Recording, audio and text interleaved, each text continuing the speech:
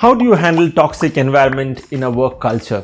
It's been a long time ago that I started my career with a company called Asian Paints, followed by Bata India, Eastman Kodak, and many more organizations. Been part of large organizations like Apollo Hospitals, Columbia Asia Hospitals, and currently part of one of the largest organizations that this country have. I've seen all these things in my career. I have seen good bosses, I have seen very good bosses, I have seen bad bosses, I have seen terribly pathetic bosses. Now, you do not have control on your bosses, and that's for sure. But when the bosses are absolutely unrealistic, when they try to put their own perspective onto you, when they have a tendency to humiliate you because of their own culture, because of their own pressure, because they don't know how to hold the pressure and they try to vomit the whole thing onto employees or their subordinates, that's when there's an absolute wrong ecosystem of culture develops, and that's where companies become good to bad. A true company can only become good to great if they have good leaders and not bosses. And this is not something from the book. This is what I can tell you from my realities of experiences. You can only be a good leader if you can understand your employees well. But more important is if you know how to respect them. If you cannot respect your people at work, I am sure that you cannot respect your wife, your husband, your mother, your father, your neighbors back to your home.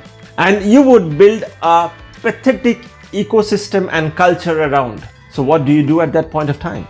Most people try to accommodate as much as possible because they know that they have to get that salary to run their family. When they go back home, their children, their parents, their wife or husbands look forward for them, but they have dull and gloomy face because of the 10 hours or 8 hours that they have spent at the work in a toxic environment. Then what is it that they should do? Whilst many I have seen, they are not bold enough to move on to the next organization. And yes, I say it is no wrong to keep moving and changing organization if you're not happy in that organization. Yes, in the interviews, they ask obscure questions that, hey, I see that you have kept on moving in different organizations.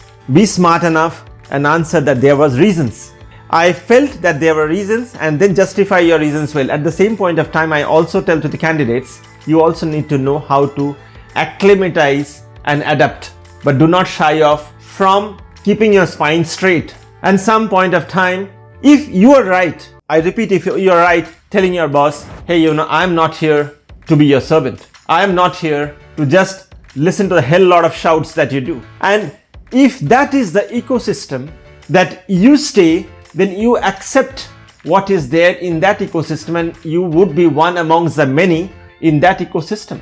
And after a period of time, you will be one amongst them in the same culture. Now it is your choice whether you would want to be in that culture, whether you would like to adapt that culture, or you would go by your own belief systems that you feel right. But keep it in mind, you may be right from your end, he or she may be right from their end. You are no one to change anyone unless they want to change. So there is where find out your passion. Along with your work, find out that what are you good at. When you were a young boy or a girl, what is it that you aspired for?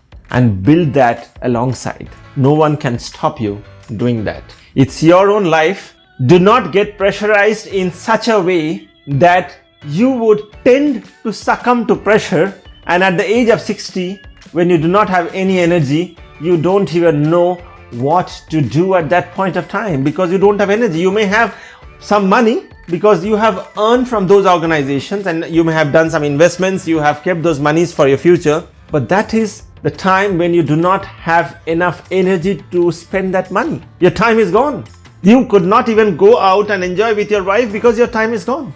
And not only that, the inner culture that you have built have become so toxic that when you go out, everyone says that, oh, such an irritating man he is. And you build an ecosystem of an irritating economy. You build an ecosystem of a wrong country.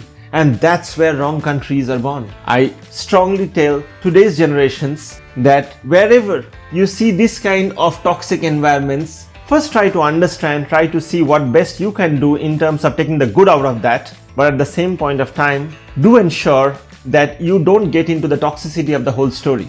Keep in mind, today's leaders, that by raising your voice, by showing hammer, you should not and never you should control anyone in this universe. If any one of you have heard what Dr. APJ Abdul Kalam used to say when he was undergoing his lessons of life, he have always said that a true boss knows first how to respect their own people. And respect in genuine sense. It is not a shoe to respect.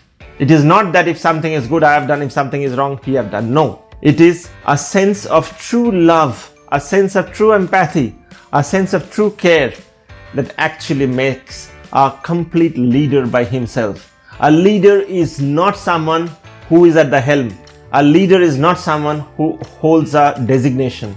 A leader is someone who others aspire to. That's what is all about leadership. And the day I think everyone starts understanding this, today's corporate culture will be a much better place to work, where people do not have to wake up Monday morning and think, oh, I still have to go back to work, where people will jump from the bed and say, hey, I would go for work. And it is the responsibility of today's youngsters to take the baton in their hand so that tomorrow is a much better day and we have better companies, better corporates, and good to great organizations are built. Thank you so much.